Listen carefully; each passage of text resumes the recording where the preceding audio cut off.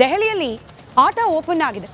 ಅಬ್ ಕಿ ಬಾರ್ ಯಾರದ್ದು ಸರ್ಕಾರ ಅನ್ನೋ ಪ್ರಶ್ನೆಗೆ ದೆಹಲಿಯಿಂದ ಕೇಳೋಕ್ ಸಿಗ್ತಿರೋ ಉತ್ತರ ಮೋದಿ ಫೇಸು, ನಿತೀಶ್ ನಾಯ್ಡು ವಾಯ್ಸು ಅಂತ.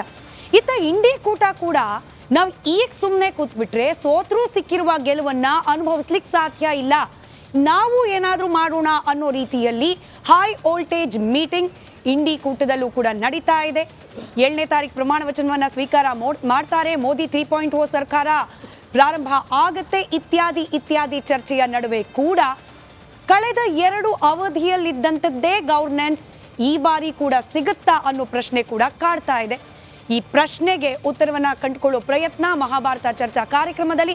ಇದರ ಜೊತೆಗೇನೆ ಇವತ್ತು ದೆಹಲಿಯಲ್ಲಿ ಆಗ್ತಾ ಇರುವ ಡೆವಲಪ್ಮೆಂಟ್ಸ್, ಇದರ ಲೈವ್ ಅಪ್ಡೇಟ್ಸ್ ಅನ್ನ ಕೂಡ ನಿಮ್ಮ ಮುಂದೆ ನಾವು ಇಡ್ತಾ ಹೋಗ್ತೀವಿ. ಚರ್ಚೆಯಲ್ಲಿ ನನ್ನ ಜೊತೆ ಬಿಜೆಪಿ ವಕ್ತಾರರಾದ ಮಧು ಎನ್ ರಾವ್ ಅವರು ಆಫ್ಟರ್ ಲಾಂಗ್ ಟೈಮ್, ಹಾಗೆ JDS ನ ವಕ್ತಾರರಾದ ಅಶ್ವಿನ್ ಗೌಡ ಅವರು, ಹಾಗೆ CPI ಮುಖಂಡರಾದ ಸಾಥಿ ಸುಂದರೇಶ್ ಅವರು, ಕಾಂಗ್ರೆಸ್ ವಕ್ತಾರರಾದ ಸೂರ್ಯ ಮುಕುಂದರಾಜ್.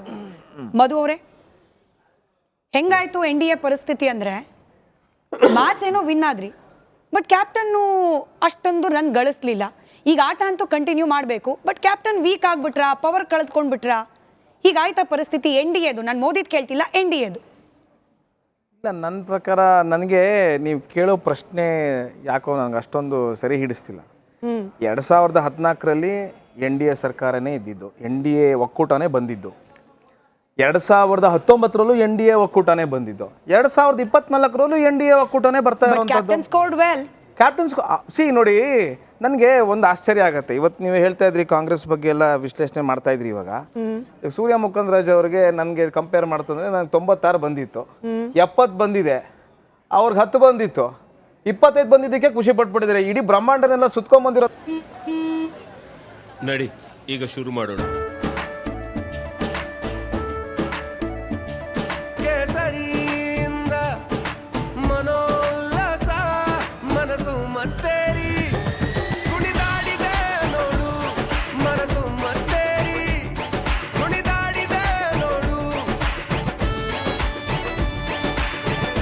ಕ್ಷಣ ಕ್ಷಣವೂ ಆಚರಿಸಿ ಕೇಸರಿ ಹಬ್ಬ. ವಿಮಲ್ ಬಾಯಲ್ಲಿ ಹೇಳಿ ಕೇಸರಿ. By point is simple. 3 ಅವಧಿಯ ನಂತರ NDA ಒಕ್ಕೂಟ ಸತತವಾಗಿ 273 ನಮ್ಮ ರಾಜಕಾರಣದಲ್ಲಿ ಒಂದು ಹಾಫ್ ಮಾರ್ಕ್ ಅಂತ ಏನು ಹೇಳ್ತಾರೆ, ಅದನ್ನು ದಾಟಿದ್ದೀವಿ. ಅದನ್ನು ದಾಟಿರೋದು ಜವಾಹರ್ಲಾಲ್ ನೆಹರು 1951, 56, 62 ಅದು ಬಿಟ್ರೆ ನಾವೇ. ಹಂಗೆ ನೋಡಿದ್ರೆ ವಾಟ್ ನಮ್ಗೆ ಇವತ್ತು ಏನು ಜನಾದೇಶ ಸಿಕ್ಕಿದೆ, ಅಫ್ಕೋರ್ಸ್ ಜನಾದೇಶ ನಾನು ಒಪ್ಕೋತೀವಿ, ಅದ್ರಲ್ಲಿ 2 ಮಾತಿಲ್ಲ.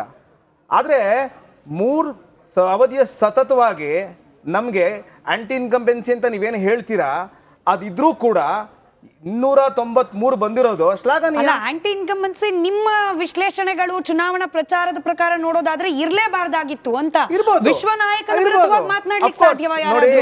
ನೋಡಿ 1977ರಲ್ಲಿ ಇಂದಿರಾ ಗಾಂಧಿನೂ 55,000 ಹೋಟೆಲ್ ಸೋತಿದ್ರು. ನಾವೇನ್ ಸೋತಿಲ್ಲ. So now you are comparing your party to Indira Gandhi's party. No, Indira Gandhi ಸರ್ಕಾರ. ನಾವು ಮುಂದಕ್ಕೆ ಹೋಗ್ಬೇಕು ಅಂದ್ರೆ ಕಂಪ್ಯಾರಿಸನ್ ಅಲ್ಲೇ ಹೋಗ್ಬೇಕ್ರಿ ನಾವು. You tell me one thing, ನಮ್ಮ ಭಾರತ ದೇಶದ ಇತಿಹಾಸದಲ್ಲಿ 3 ಸರಿ ಗೆದ್ದಿರೋದು ಯಾರಿದ್ದಾರೆ ತೋರಿಸಿ. ಜವಾಹರ್ಲಾಲ್ ನೆಹರು 1951ರಲ್ಲಿ ಪ್ರತಿಷ್ಠಾಪನೆ ಮಾಡಿದ್ರು, ಅವರು 3 ಸರಿ ಗೆದ್ದಿರ್ಲಿಲ್ಲ. ಈ ಸರಿ ಗೆದ್ದಿರೋದು ನಾವೇನೆ. ದೇರ್ ಫಾರ್ ವಿ ಆರ್ ಎಸ್ ಆಗಿರ್ಬೋದು. ಒಂದು ಆ ಕಡೆ ಈ ಕಡೆ ನಮಗೆ ಜಾಸ್ತಿ ಸೀಟ್ ಸಿಕ್ಕಿಲ್ದೇ ಇರೋ ಜಾಗಗಳು ಅಂತ ಹೇಳಿದ್ರೆ ಒಂದು ಮಹಾರಾಷ್ಟ್ರ ಮತ್ತೆ ಇನ್ನೊಂದು UP. ಅದು ಬಿಟ್ರೆ ಬೇರೆ ಎಲ್ಲ ಕಡೆ ನಾವು we are getting got more what's. ಉತ್ತರ ಪ್ರದೇಶದ ಬಗ್ಗೆ ಪ್ರತ್ಯೇಕವಾಗಿ ಚರ್ಚೆ ಮಾಡ್ಬೇಕಾ ಅಂತ ಹೇಳಿ ಬಾಹುಬಲಿ ಮೀಮ್ಸ್ ನಲ್ಲೆಲ್ಲ ಚರ್ಚೆ ಆಗ್ತಾ ಇದೆ. ಅದು ಎನಿವೆ ಬರ್ತೀನಿ ಮತ್ತೆ. ಸುಂದರೇಶ್ ಸರ್, ಈಗ ಕಾಂಗ್ರೆಸ್ನ ಒಂದು ಟ್ವೀಟ್ನ ಗಮನಿಸ್ತಾ ಇದ್ದೆ. ಒಕ್ಕೂಟ ವ್ಯವಸ್ಥೆ ಬಗ್ಗೆ, ಇಂಡಿ ಮೈತ್ರಿಕೂಟದ ವ್ಯವಸ್ಥೆ ಬಗ್ಗೆ ದುರಹಂಕಾರದ ಮಾತುಗಳನ್ನ ಆಡ್ತಾ ಇದ್ದ ಮೋದಿ ಅವರು ಇವತ್ತು ಅನಿವಾರ್ಯವಾಗಿ ಒಕ್ಕೂಟದ ಮುಂದೆ ಮಂಡಿ ಊರೋ ಪರಿಸ್ಥಿತಿ ಅಂತ. ನೀವು ಹೇಗೆ ವಿಶ್ಲೇಷಣೆ ಮಾಡ್ತೀರಿ ಇದನ್ನು? ಮೇಡಮ್, ನನಗೆ ಇಂಡಿ ಒಕ್ಕೂಟ ಯಾವುದು ಅಂತ ಗೊತ್ತಿಲ್ಲ. ಇಂಡಿಯಾ ಗೊತ್ತು, ಅದ್ರ ಭಾಗ ನಾನು. ಅಲಯನ್ಸ್ ಈಸ್ ಒಕ್ಕೂಟ ಸರ್. NDA ಹೇಳುವಾಗ ನೀವು INDIA is INDI ಒಕ್ಕೂಟ. ಇದು ಹಿಂದೆ ತುಂಬಾ ಚರ್ಚೆ ಆಗೋಗಿದೆ ವಿಷಯ. ಹಿಂದೆ ತುಂಬಾ ನಾನು NDA ಅಷ್ಟೇ ಅಂದೆ. NDA ಒಕ್ಕೂಟ ಅಂದ್ರೆ ನನ್ನ ಕರೆಕ್ಟ್ ಮಾಡಿ ವಿಷಯಕ್ಕೆ ಮೊದಲು NDA ಒಕ್ಕೂಟ ಅಂತಾನೆ ಕರೆಯೋಣ. ನೀವು ಹೇಳಿ ಇಂಡಿಯಾ ಒಕ್ಕೂಟ ಅಂತ ಅದನ್ನ ಮಾತ್ರ ಚರ್ಚೆ ಮಾಡಕ್ಕಾಗುತ್ತೆ ನನಗೆ. ಯಾಕಂದ್ರೆ ಇಡೀ ದೇಶದಲ್ಲಿ ಇಂಡಿಯಾ ಒಕ್ಕೂಟ ಅಂತ ಫಾರ್ಮ್ ಮಾಡ್ಕೊಂಡಿರುವಾಗ ನೀವು ಇಂಡಿಯಾ ಅಂತ ಕರೆದ್ರೆ ಅದು ಯಾವ್ದೋ ನನಗೆ ಗೊತ್ತಿಲ್ಲ sir. India INDIA, A is alliance. ಆಯ್ತು, NDA ಅನ್ನಲ್ಲ ಸರ್, ND alliance ಅಂತಾನೆ. ವಿಷಯಕ್ಕೆ ಬನ್ನಿ ಈಗ.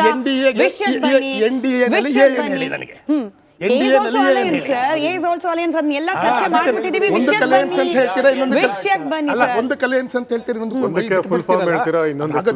ಈ ತರದ್ ಮಾಡದ್ ಬೇಡ. ಇವತ್ತೇನು ಒಕ್ಕೂಟ ವ್ಯವಸ್ಥೆ ಎರಡು, ಇವತ್ತು ಚುನಾವಣೆಯಲ್ಲಿ ಜನ ಬೆಳಿಗ್ಗೆ ಮೋದಿ ಅವರು ಹೇಳಿದ್ದಾರೆ ಜನತಂತ್ರದ ಗೆಲುವು ಅಂತ, ಅದನ್ನ ಒಪ್ಕೋತೀವಿ. ಜನತಂತ್ರ ಎಲ್ಲಿರುತ್ತೆ ಅಲ್ಲಿ ಅದು ಸರ್ವಾಧಿಕಾರಕ್ಕೆ ಅವಕಾಶ ಆಗೋದಿಲ್ಲ. ಆ ಹಿನ್ನೆಲೆಯಲ್ಲಿ ಇಡೀ ದೇಶದ ಜನ ಇವತ್ತು ಭಾಳ ಅದ್ಭುತವಾದಂಥ ಒಂದು ಜನಾದೇಶ ಕೊಟ್ಟಿದ್ದಾರೆ. ಅದನ್ನು ಮೊದಲ ಬಾರಿಗೆ ಇಂಡಿಯಾ ಮೈತ್ರಿಕೂಟದ ಸಹಭಾಗಿ ಪಾರ್ಟಿಯ ಒಬ್ಬ ಸದಸ್ಯನಾಗಿ ನಾನು ಸ್ವಾಗತ ಮಾಡ್ತೇನೆ. ಆಮೇಲೆ ಇವತ್ತು ಗೆಳೆಯರು ಹೇಳಿದಾಗೆ ಒಕ್ಕೂಟ ಸರ್ಕಾರಗಳೇ ನಡೆದಿರೋದು, 2014ರಿಂದ ಒಕ್ಕೂಟ ಸರ್ಕಾರಗಳೇ ನಡ್ಕೊಂಡು ಬಂದಿರೋದು. ಆದರೆ ಒಂದು ಪಾರ್ಟಿ ಸಿಂಗಲ್ ಲಾರ್ಜೆಸ್ಟ್ ಪಾರ್ಟಿಯಾಗಿ ಬಹುಮತಕ್ಕೆ ಅಗತ್ಯವಾದಂತಹ ಸೀಟ್ಗಳನ್ನು ಗೆದ್ದಿದ್ದರಿಂದ ಹೆಚ್ಚು ಅಲ್ಲಿ ಅದು ಪ್ರಭಾವ ಕೆಲಸ ಮಾಡೋಕ್ಕೆ ಸಾಧ್ಯ ಆಗ್ತಿತ್ತು. ಈ ಚುನಾವಣೆಯಲ್ಲಿ ಯಾವುದೇ ಒಂದು ರಾಜಕೀಯ ಪಕ್ಷಕ್ಕೆ ಬಹುಮತಕ್ಕೆ ಅಗತ್ಯವಾಗಿದ್ದಂಥ ಸೀಟ್ ಗೆಲ್ಲದೇ ಇರೋದ್ರಿಂದ ಒಕ್ಕೂಟ ವ್ಯವಸ್ಥೆ ಸಂಪೂರ್ಣವಾದಂಥ ಒಂದು ವಿಶೇಷವಾದಂಥ ಸ್ಥಾನಮಾನ ತಗೊಳುತ್ತೆ. ಎಲ್ಲರನ್ನೂ ವಿಶ್ವಾಸಕ್ಕೆ ತಗೊಂಡು ಪ್ರಜಾಸತ್ತೆಯಲ್ಲಿ ಸರಿಯಾದ ರೀತಿಯಲ್ಲಿ ಸರ್ಕಾರ ನಡೆಸೋಕ್ಕೆ ಸಾಧ್ಯ ಆಗುತ್ತೆ. ಮತ್ತು ವಿಶೇಷವಾಗಿ ಇವತ್ತಿನ ಬಂದಿರತಕ್ಕಂಥ ಜನಾದೇಶದಲ್ಲಿ ವಿರೋಧ ಪಕ್ಷ ವಿಶೇಷವಾಗಿ ಗಟ್ಟಿಯಾಗಿರೋದ್ರಿಂದ ನಿಜಕ್ಕೂ ಪ್ರಜಾತಂತ್ರಕ್ಕೂ ಮತ್ತು ಪ್ರಜಾಪ್ರಭುತ್ವಕ್ಕೂ ಒಳ್ಳೆಯ ಒಂದು ಮುನ್ಸೂಚನೆ ಸಿಕ್ಕಿದೆ ಅಂತ. ಹಾಗಾದ್ರೆ ನಿಮ್ಮ ಪ್ರಕಾರ ND ಅಲಯನ್ಸ್ ಆಯ್ತು, ನಿಮ್ಮ ಸಂತೋಷಕ್ಕೆ ND ಅಲಯನ್ಸ್ ನಲ್ಲಿ ಸರ್ಕಾರ ರಚನೆ ಆದ್ರೂ ಕೂಡ ಯಶಸ್ವಿಯಾಗಿ ನಡೆಯುತ್ತೆ ಅನ್ನೋ ಸೂಚನೆ ಸಿಗ್ತಾ ಇದೆಯಾ? ನೋಡಿ, ಪ್ರಜಾಪ್ರಭುತ್ವದಲ್ಲಿ ನಾನು ಹೇಳ್ತಿರೋದು ಅದು BJP ಅಥವಾ NDA ಅಲಯನ್ಸ್ ಆಗಿರ್ಬೋದು, ಇಂಡಿಯಾ ಅಲಯನ್ಸ್ ಆಗ್ಬೋದು. ಪ್ರತಿಪಕ್ಷದಲ್ಲಿ ಇರ್ತಕ್ಕಂಥವ್ರು ಬಹಳ ಸ್ಟ್ರಾಂಗ್ ಆಗಿದ್ರೆ ಪ್ರಜಾಪ್ರಭುತ್ವ ಯಶಸ್ವಿಯಾಗುತ್ತೆ. ಒಂದು ಚಿಕ್ಕ ಬ್ರೇಕಿಂಗ್ ಅಪ್ಡೇಟ್ ಇದೆ, ಗಮನಿಸೋಣ. ಸದ್ಯಕ್ಕೆ ದೆಹಲಿಯಲ್ಲಿ ಆಗ್ತಾ ಇರುವ ಡೆವಲಪ್ಮೆಂಟ್ಸ್. ಜೂನ್ 7ಕ್ಕೆ NDA ಮತ್ತೊಂದು ಸುತ್ತಿನ ಸಭೆಯನ್ನ ನಡೆಸಲಿದೆ. ರಾಷ್ಟ್ರಪತಿಯನ್ನ ಭೇಟಿಯಾಗಲಿದ್ದಾರೆ ಮೋದಿ. ಜೂನ್ 7ರ ಸಂಜೆ 5 ಗಂಟೆಗೆ ರಾಷ್ಟ್ರಪತಿಯವರನ್ನ ಭೇಟಿಯಾಗಲಿದ್ದಾರಂತೆ. ಸರ್ಕಾರ ರಚನೆಯ ಹಕ್ಕು ಮಂಡಿಸಲಿದ್ದಾರೆ. ಇವತ್ತು ಸಂಜೆನೆ ಆಗೋಗುತ್ತೆ ಅಂತ ಒಂದು ಸುದ್ದಿ ಬಂದಿತ್ತು, ಬಟ್ ಈಗ ಅಪ್ಡೇಟ್ ಆಗಿದೆ. ಜೂನ್ 7ನೇ ತಾರೀಕು ರಾಷ್ಟ್ರಪತಿಗಳನ್ನ ಭೇಟಿಯಾಗಿ ಸರ್ಕಾರ ರಚನೆಯ ಹಕ್ಕನ್ನ ಮಂಡಿಸಲಿದ್ದಾರೆ ನರೇಂದ್ರ ಮೋದಿ. ಜೂನ್ 8ಕ್ಕೆ ಪ್ರಮಾಣ ವಚನ ಸ್ವೀಕಾರ ಸಮಾರಂಭ.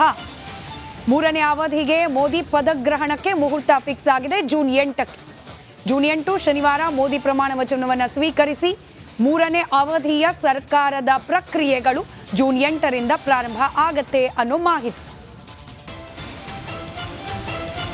ರೈಟ್, ಅಲ್ಲಿಗೆ NDA ಕಡೆಯಿಂದ ಆಗ್ತಾ ಇರೋ ಪ್ರಯತ್ನ ಅಂತೂ ಒಂದು ಟ್ರ್ಯಾಕ್ಗೆ ಬರ್ತಾ ಇದೆ. ಇಂಡಿ ಮೈತ್ರಿಕೂಟದಲ್ಲಿ ಏನ್ ಸಭೆ ಅದು ಅಂದ್ರೆ ಪ್ರಯತ್ನಗಳು ಓಕೆ, ನಿಮ್ ಸಮಾಧಾನಕ್ಕೆ ಕಾಂಗ್ರೆಸ್ ನೇತೃತ್ವದಲ್ಲಿ ನಡೀತಾ ಇರುವ ಸಭೆಯಲ್ಲಿ ಏನ್ ಚರ್ಚೆ?